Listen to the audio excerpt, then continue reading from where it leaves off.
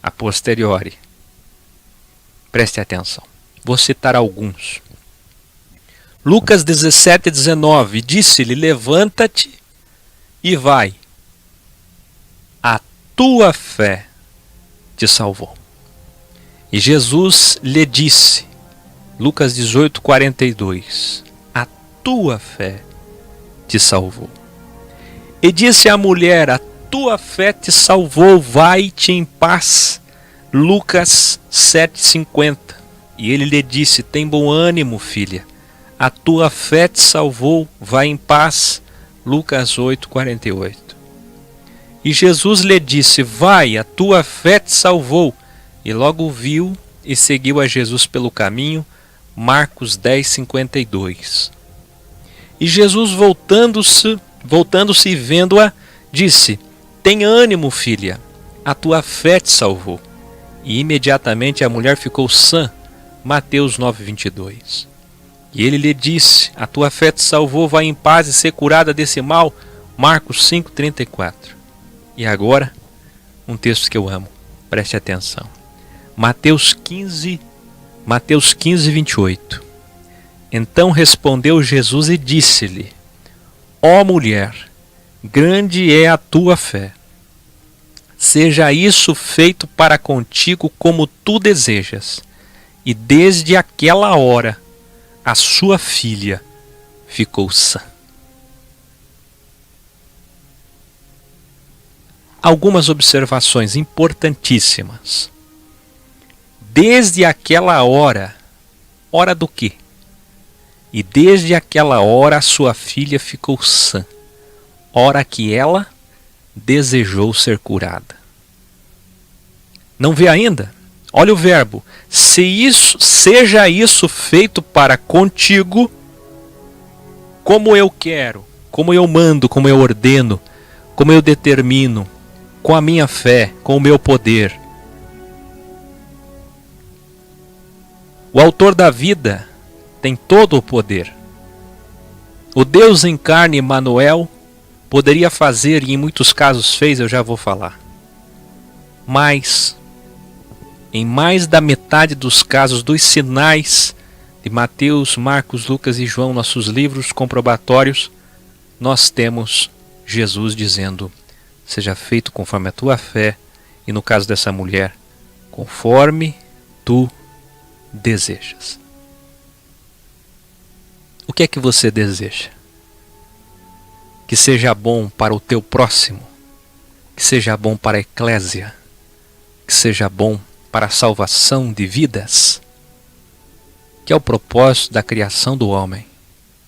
O que é que você deseja?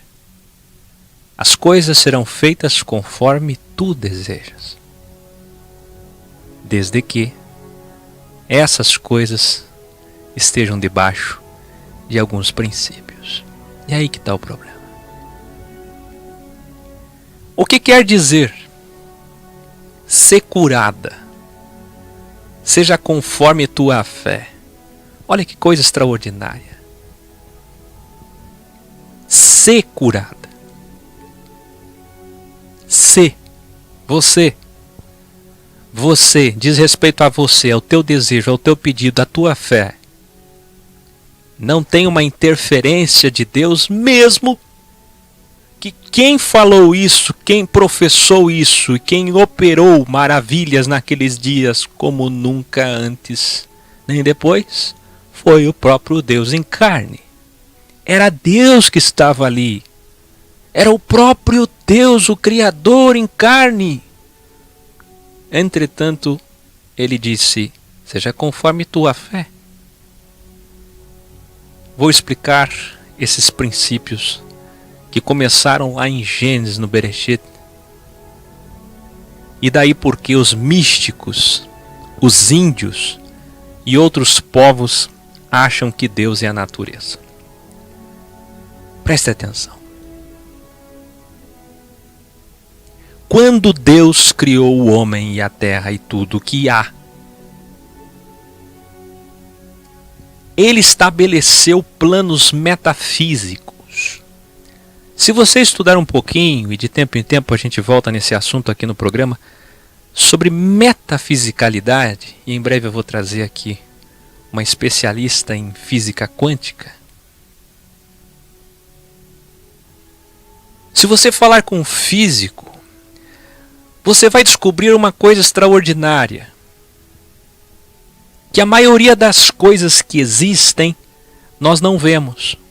Talvez mais de 70% das coisas que existem, nós não vemos. Elas existem.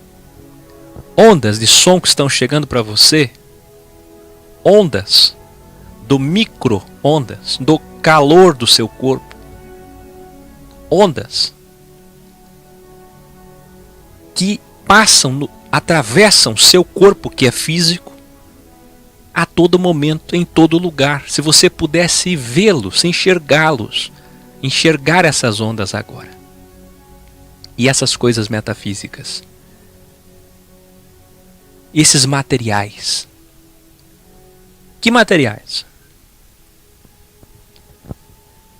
Seres, poderes, tanto criados por Deus espiritualmente, como a ação deles metafísica, e como as coisas que sentimos e pensamos antes de executarmos e materializarmos, realizarmos, como é o caso da nossa antecipação cerebral, dos nossos projetos de vida. Então a gente pensa primeiro e depois executa. Veja, pensamento existe a todo momento na cabeça de 7 bilhões de pessoas. Mas é metafísico, não vemos. É essa metafisicalidade que Deus estabeleceu também. E que nós nos apegamos muito à matéria, às coisas dessa vida. Tanto é que os crentes acham que ser espiritual é outra coisa. Quando na verdade ser espiritual, já ensinem isso, é o contraposto antagônico de ser material. Quanto mais desapegado da matéria, mais espiritual. E hoje nós temos os crentes do pai João Calvino, materialistas, dinheiristas de Mamon. Mamon é o Deus desse século, deste mundo, desse sistema. Deus desse século, Deus desse mundo, Deus desse sistema é a mesma coisa, 2 Coríntios 4. Você sabia? Eu já ensinei para vocês que a raiz mundo, a raiz sistema e a raiz século é a mesma coisa. Então quando a gente fala de um sistema, é muito maior do que você pode imaginar. Agora preste atenção. As coisas espirituais e metafísicas nós não vemos e por isso não quantificamos. Por isso física quântica. Não temos como quantificar, ver, contar, mensurar.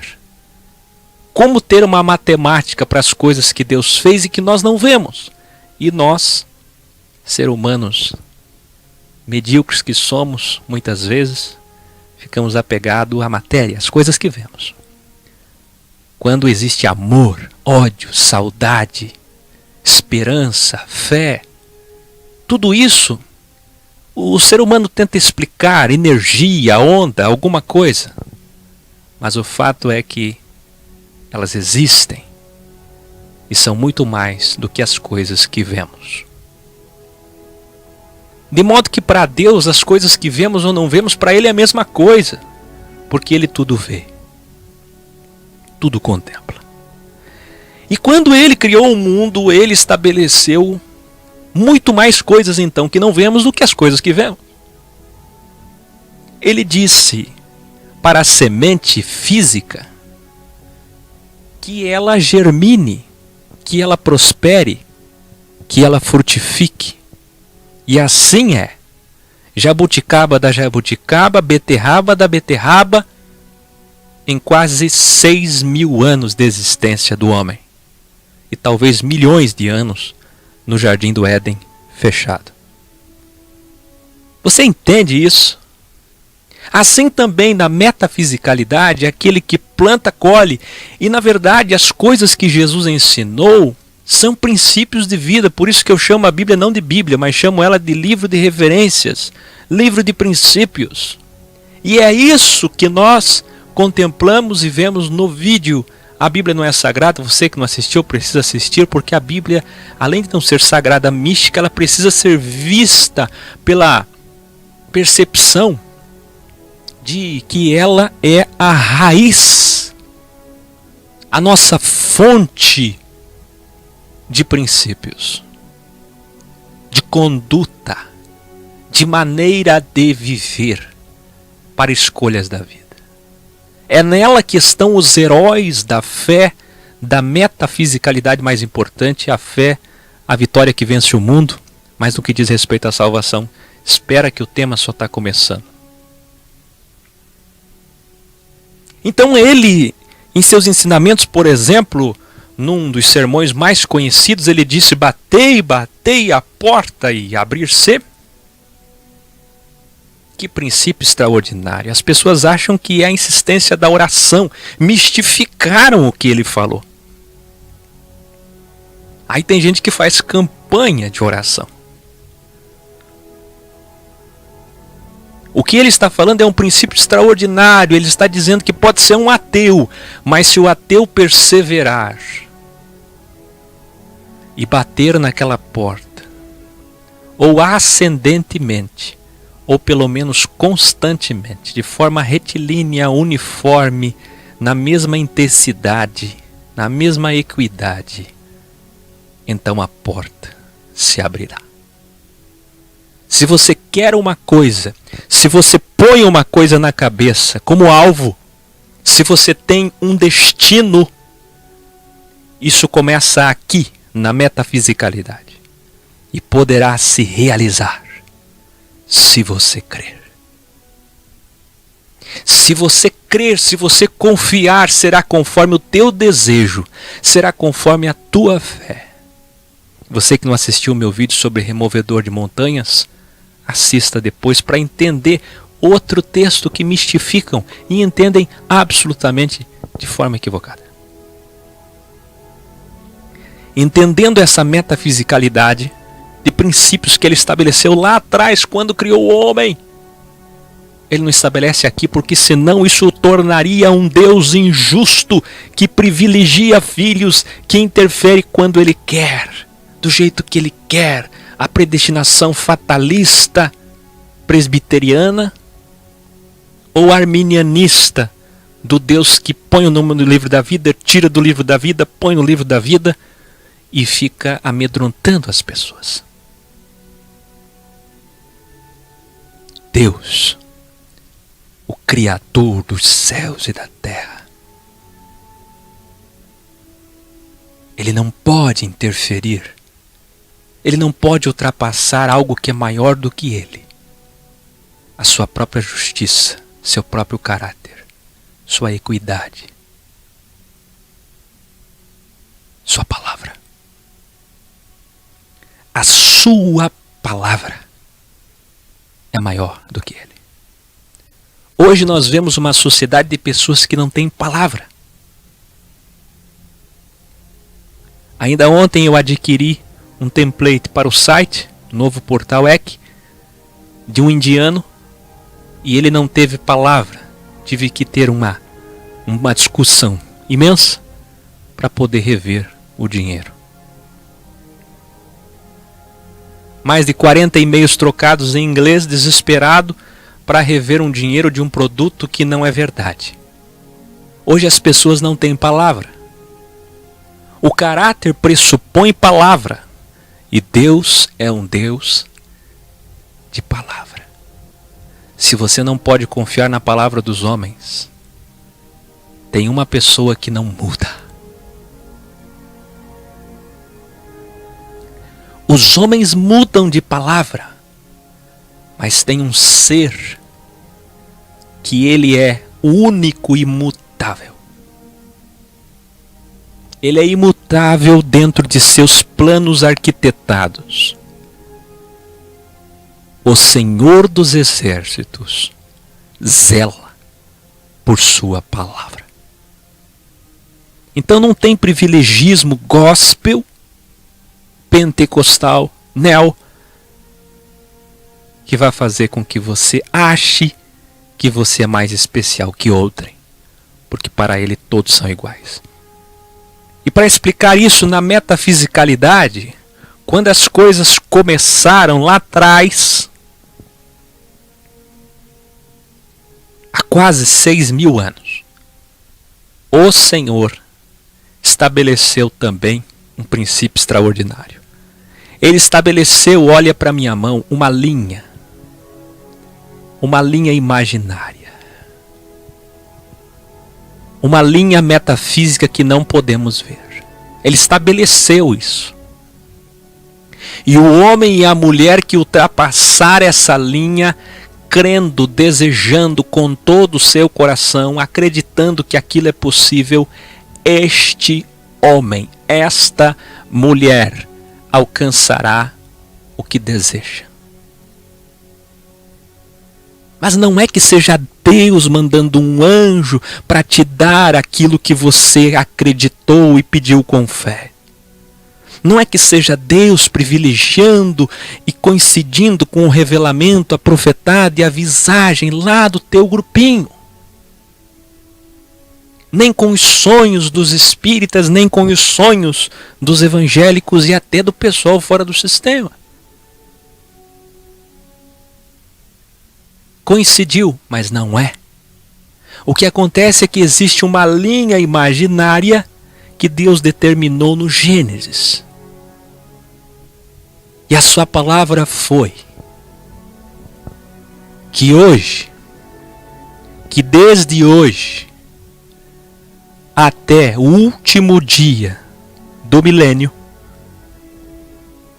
o homem que crer, a mulher que confiar inteiramente e se debruçar unicamente com toda a sua força em alcançar aquilo que acreditou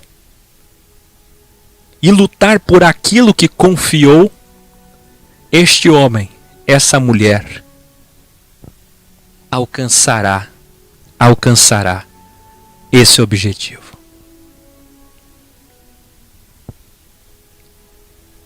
É uma linha imaginária, metafísica, mas ela existe.